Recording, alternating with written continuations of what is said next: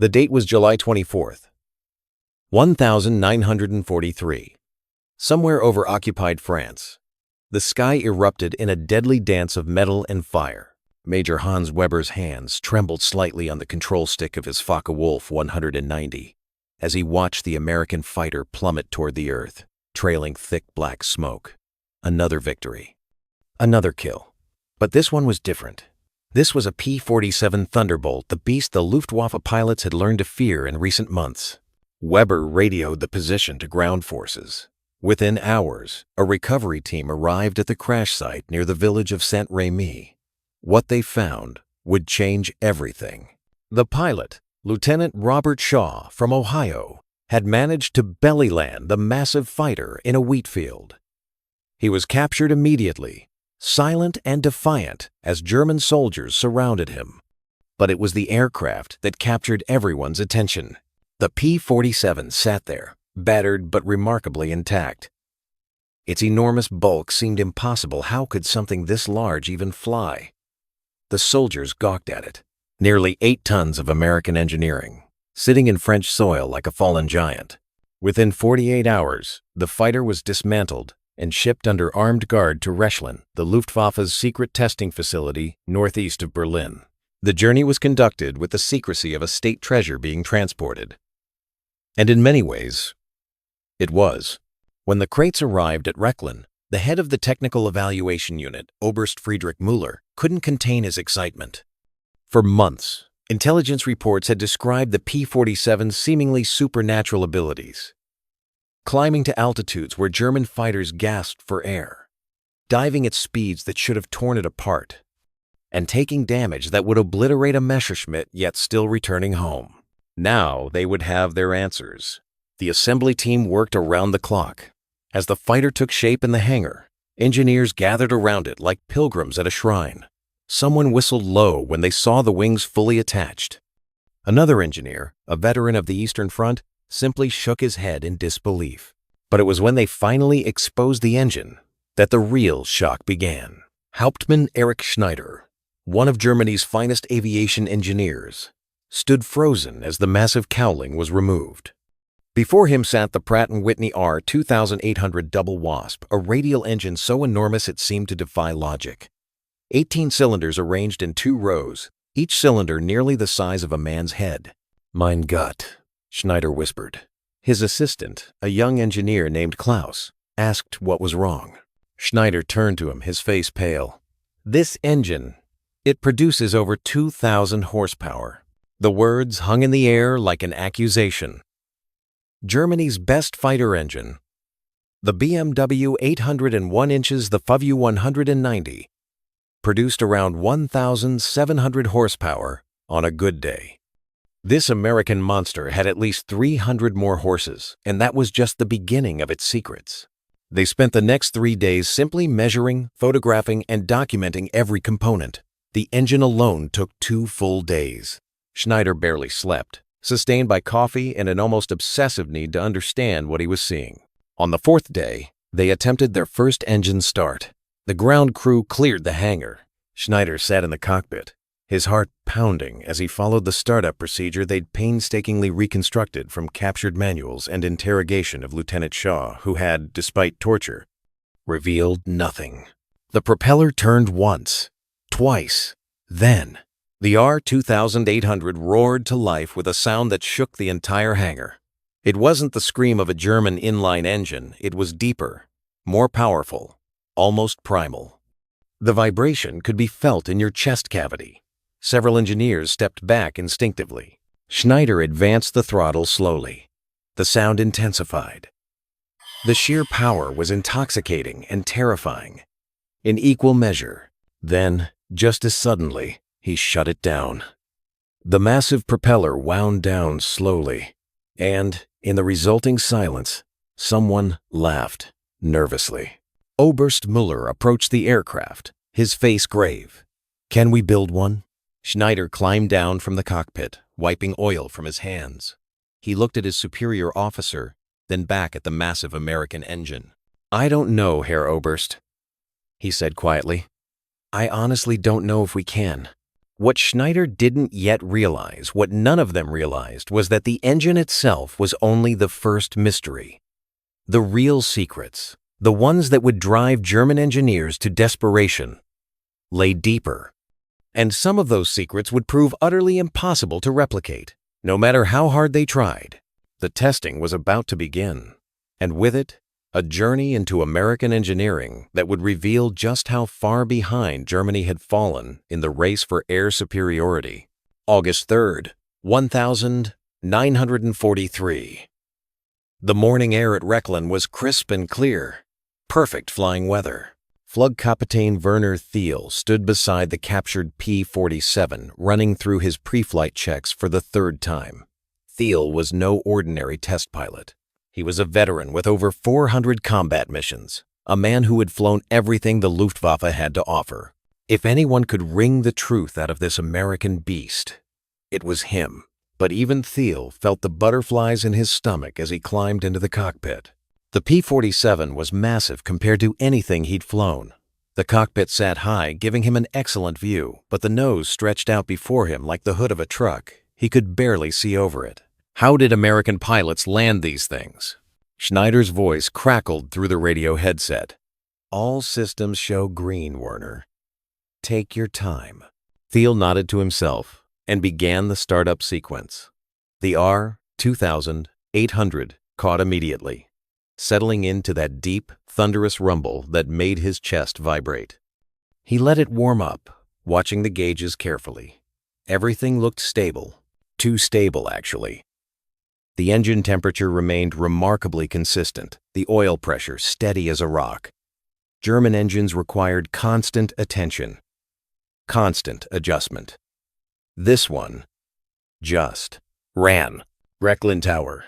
This is test aircraft ready for takeoff. Cleared for takeoff, Werner. God be with you. Thiel released the brakes and advanced the throttle. The acceleration nearly snapped his head back. The P-47 surged forward with shocking force, the tail coming up almost immediately. Within seconds, he was rotating. And then he was airborne. The climb rate made his eyes widen. He glanced at the vertical speed indicator, certain it was malfunctioning. It wasn't. The P-47 was climbing at nearly 3,000 feet per minute at sea level. His beloved 190 couldn't match that. At 10,000 feet, Thiel leveled off and began basic handling tests. The controls were heavy, much heavier than German fighters, but solid, predictable. He tried a few gentle turns, then gradually increased the bank angle. What happened next would be discussed in hushed tones for years afterward. Thiel rolled the massive fighter into a dive. Standard procedure: test the dive characteristics, see how it handles at high speed. He pushed the nose over and watched the airspeed climb. 300 miles per hour. 350. 400. At 450 miles per hour, the dive angle was steep, steeper than he would ever dare in a German fighter. The P-47 remained rock solid. No buffeting, no wing flutter. The controls were heavy but responsive. 475 miles per hour. Still stable. Thiel's hands tightened on the stick. This shouldn't be possible. At these speeds, German fighters developed terminal compressibility problems. The controls would lock up. The aircraft would shake itself apart.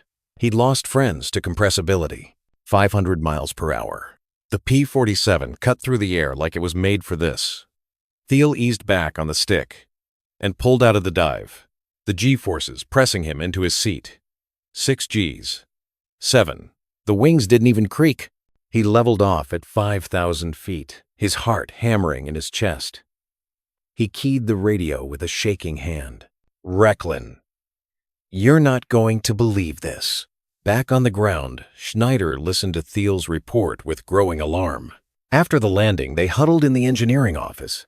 Thiel's flight notes spread across the table like evidence at a crime scene. It's not just fast, Thiel said, his voice still carrying a note of disbelief. It's stable at speeds where our fighters are tearing themselves apart. And the dive recovery, I pulled 7 Gs. And it felt like the airframe could have taken more. Oberst Muller lit a cigarette with trembling hands. How? Schneider had been asking himself the same question since the flight. He'd already begun his analysis, tearing into the P-47 structure like a surgeon performing an autopsy. What he found was revolutionary. The wing structure was unlike anything in German aviation. Where German engineers used aluminum alloys they'd been working with for a decade, the Americans had something different. The main spar, the wing's backbone, was machined from a single piece of high-strength aluminum alloy. Not riveted, not assembled. One solid piece. "Look at this," Schneider said, pointing to a cross-section of the wing. "The thickness of the wing, the internal bracing. They over-engineered everything. It's crude in some ways, but it's incredibly strong." Klaus, his assistant, frowned. "But Herr Hauptmann, this makes it heavy. Much heavier than necessary." "Exactly." Schneider's eyes were wild with the fever of discovery. "That's what we thought too. We've been trying to save every gram of weight, making our fighters lighter, more maneuverable. But the Americans, they just threw massive engines at the problem. They made their fighter heavy and strong, then gave it so much power that the weight doesn't matter." It was a fundamental difference in philosophy. German engineering was elegant, efficient, precise. American engineering was powerful, redundant, excessive.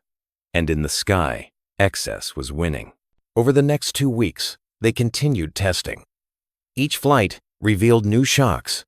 The turbocharger system maintained full power up to 30,000 feet, an altitude where German fighters were struggling just to stay aloft. Thiel took the P-47 to 40,000 feet, where the sky turned dark blue and the curvature of the Earth became visible. The engine was still running strong. The fuel system could sustain negative G maneuvers that would starve German engines and cause them to cut out. American pilots could push over into a dive and maintain full power. German pilots had to roll inverted first, losing precious seconds. The 6.50 caliber machine guns produced a weight of fire that was devastating. Schneider calculated the ballistics and felt his stomach turn. A 1-second burst from those guns would deliver twice the projectile mass of a German fighter's weapons. But the most shocking discovery came when they removed a section of the fuselage skin for inspection. Schneider ran his hand over the metal, then grabbed a measuring tool. He measured the thickness. Once, twice, 3 times. Then he turned to Klaus, his face ashen. "This is impossible." "What is, Herr Hauptmann?" "This aluminum, the composition, the temper, the strength-to-weight ratio. We don't have anything like this. And look here." He pointed to the rivets. "The quality control, the precision of the holes, the consistency. This is mass-produced. Klaus, mass-produced to tolerances we can only achieve in our finest handcrafted machines." Klaus looked confused. "I don't understand. What are you saying?" Schneider sat down heavily, suddenly looking much older than his 42 years. "I'm saying the Americans aren't just ahead of us in engine technology. They're ahead of us in metallurgy, in manufacturing, in industrial capacity. This single fighter represents an industrial capability we can't match." He pulled out a captured American aviation magazine that intelligence had provided. He pointed to an article about P-47 production. "Do you know how many of these they're building per month?" Klaus shook his head. "Over 500 P-47 seconds every month, each one built to these standards. We're producing about 300 W190 seconds monthly, and we're straining our entire industrial base to do it." The room fell silent. Outside, they could hear the captured P-47's engine being run up for another test. The sound seemed to mock them. Mueller crushed out his cigarette. "Can we duplicate the engine? Can we build our own version?" Schneider looked at his superior officer for a long moment. Then he opened his briefing folder and pulled out a thick stack of drawings, calculations, and metallurgical analyses. "Let me show you why that's the wrong question to ask," he said quietly. The real nightmare was about to begin. August 20th, 1943. The metallurgy lab at Rechlin. Schneider stood over the disassembled R-2800 engine like a detective at a murder scene. Every component had been removed, measured, weighed, and analyzed. What should have been a triumph of reverse engineering had become a descent into despair. He picked up a single cylinder head, just one of 18, and held it up to the light. The metal gleamed with an almost unnatural luster. "Chromium molybdenum steel," he said to the gathered engineers. "But not like any we've seen. The Americans have achieved a grain structure in this steel that we cannot replicate. The heat treatment process alone." He trailed off, shaking his head. Dr. Heinrich Bauer, Germany's leading metallurgist, stepped forward. He'd been studying the engine components for 3 days straight without sleep. His eyes were bloodshot, his hands shaking slightly. "It's worse than that," Bauer said quietly. "Look at this." He held up a connecting rod. "This single component requires a forging precision we cannot achieve in mass production. The tolerances are measured in thousandths of a millimeter, and they're making thousands of these engines." Schneider felt something cold settle in his stomach. "Explain." Bauer placed the connecting rod on the examination table. "To make this part, you need industrial forging equipment we simply don't have. The Americans have machinery, massive hydraulic presses that can forge these components to exact specifications in minutes. Our best craftsmen would need hours to make one, and it still wouldn't match this quality." Klaus interrupted from across the room. "Herr Hauptmann, you need to see this." They gathered around a microscope where Klaus had placed a thin section of the cylinder barrel. What they saw made several engineers gasp audibly. The cylinder walls had been nitrided, a hardening process they knew, but to a depth and uniformity that was staggering. Under magnification, the surface showed a consistency that seemed almost impossible. "This is factory work," Bauer whispered. "Automated, controlled, perfect. Every cylinder identical to the next. We're still doing this by hand, one at a time." Schneider moved to another table where the crankshaft lay like a sleeping serpent. It was a work of art, precision balanced, perfectly weighted. He'd already calculated what it would take to produce one. "This crankshaft," he announced to the room, "requires specialty steel we don't produce in sufficient quantities. It requires machining equipment with tolerances beyond our current capability. And even if we could make one," he paused, letting the weight of his next words sink in, "we would need to build an entirely new factory just to produce these in the numbers required." Muller had been listening from the doorway. He entered the lab slowly, like a man walking to his own execution. "How long?" he asked simply. "How long for what, Herr Oberst? How long to duplicate this engine?" "Assuming unlimited resources, unlimited priority." Schneider exchanged glances with Bauer. They'd already discussed this question in the small hours of the morning, going over calculations again and again, hoping they'd made an error. They hadn't. 2 years, Schneider said, minimum. And that's just to create the tooling and develop the manufacturing processes. We'd need to build new factories, acquire raw materials we don't have ready access to, train thousands of workers in new techniques. "And the fuel?" someone asked from the back. Schneider closed his eyes. He'd almost forgotten about the fuel. "The R2800 is designed to run on 100-octane aviation gasoline," he said. "American fuel. Our fighters run on 87 octane, sometimes 92 if we're lucky. This engine, running on German fuel, would knock itself to pieces in hours." The room fell into stunned silence. It wasn't just the engine they couldn't duplicate, it was the entire industrial ecosystem that created it. The steel mills producing specialty alloys, the factories with precision machinery, the refineries producing high-octane fuel.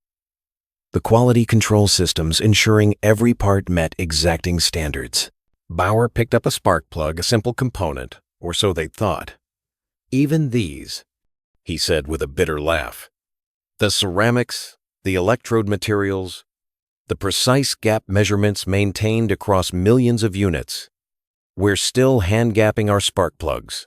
Muller lit another cigarette, his hands steady despite the catastrophic news. "So, we cannot build this engine." "We could build an engine inspired by it," Schneider corrected carefully. "We could incorporate some principles, but duplicate it? Match its performance? No. Herr Oberst. Not without transforming our entire industrial base. And that would take years we don't have. Klaus found his voice, though it cracked slightly. Are we going to lose the war? No one answered. They didn't need to. The answer sat before them in precisely machined components and impossibly consistent metallurgy. The answer roared overhead daily now as American bomber formations grew larger and their fighter escorts more numerous. Schneider walked to the window and looked out at the evening sky. Somewhere out there, American factories were churning out P-47 seconds, B-17 seconds, B-24 seconds, an endless stream of aircraft that their industry could barely comprehend, let alone match. Do you know what terrifies me most? Schneider said quietly. This fighter, this remarkable machine isn't even their best. Intelligence reports say they're already testing something called the P-51 and the British. He shook his head. This is just the beginning. Müller joined him at the window. What do we do? Schneider turned to face the room full of Germany's finest aviation engineers, each one grappling with the same crushing realization. We do what we can, he said. We improve what we have. We fight with what we've got. But we need to be honest about what we're facing. He gestured to the disassembled engine. This isn't just a machine. It's a message. And the message is clear. America's industrial might is something we never properly calculated. We saw their movies, their cars, their consumer goods, and we dismissed them as soft, as wasteful. We were wrong. The captured P-47 would remain at Rechlin for months. Studied obsessively, its secrets slowly revealed. German engineers would learn much from it, incorporating some principles into their own designs. But they would never build its equal. December 1943. 4 months after the capture, Schneider sat alone in the cold hangar, staring at the reassembled P-47. They'd put it back together after their exhaustive analysis. It sat there in the dim light, looking almost peaceful. Deadly, but peaceful. He heard footsteps behind him. Klaus approached, holding a folder. The final report? Schneider asked. Klaus nodded.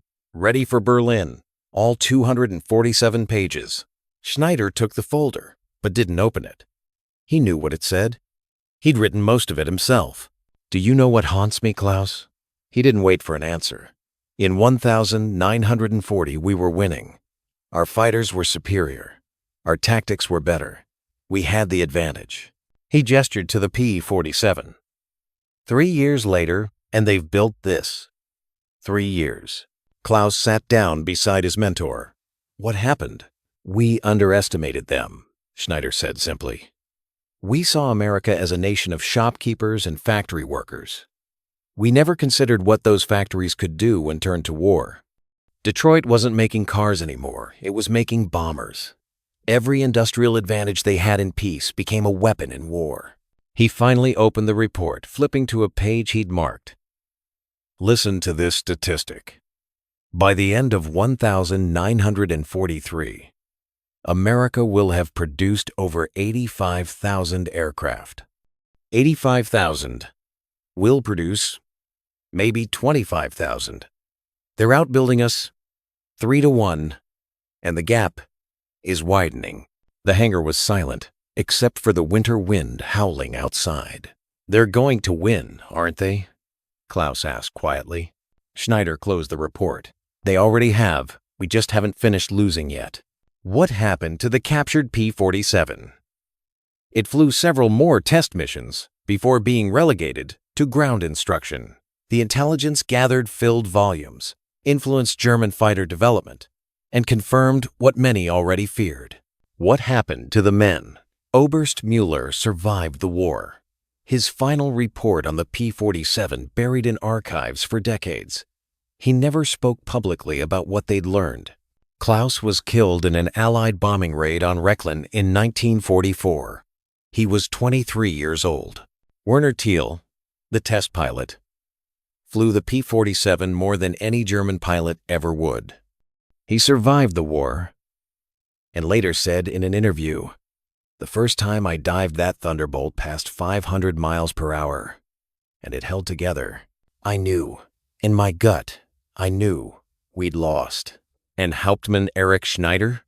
He survived, immigrated to America in 1952, and eventually worked as a consultant for Pratt & Whitney, the company that built the R2800. When asked about the irony, he simply smiled and said, "I spent years trying to understand this engine. It seemed fitting to finally learn from the people who created it." The R2800 Double Wasp went on to become one of the most successful aircraft engines in history. Over 125,000 were built. It powered not just the P-47, but also the F-6F Hellcat, the F-4U Corsair, the B-26 Marauder, and dozens of other aircraft. German engineers never did match it. The story of the captured P-47 is more than a tale of engineering superiority. It's a lesson about industrial might, about underestimating your opponent, about the gap between elegant design and overwhelming force. In the summer of 1943, a single captured fighter revealed an uncomfortable truth. Germany was fighting an enemy whose industrial capacity was so vast, so advanced, that victory was already mathematically impossible. The engineers at Rechlin had discovered this through precision measurements, metallurgical analysis, and cold calculations. But by then, it was far too late. The P-47 Thunderbolt earned its reputation. Pilots called it the Jug because of its bulky appearance. But it could take devastating damage and still bring its pilot home. It could dive faster than anything in the sky. It could fight at altitudes where other fighters struggled to breathe. And Germany, for all its technical expertise and engineering genius, could never build its equal. The captured P-47 at Rechlin was a teacher. It taught German engineers about American manufacturing. It taught them about material science. It taught them about the power of industrial excess over elegant efficiency. But most importantly, it taught them a lesson they learned too late. Never underestimate an enemy who can turn an entire continent's worth of factories into instruments of war. Lieutenant Robert Shaw, the American pilot captured that day in July 1943, spent the rest of the war in a POW camp. He was liberated in May 1945 by American forces. When asked about his captured P-47, he said something remarkable. "I hope they learned something from her.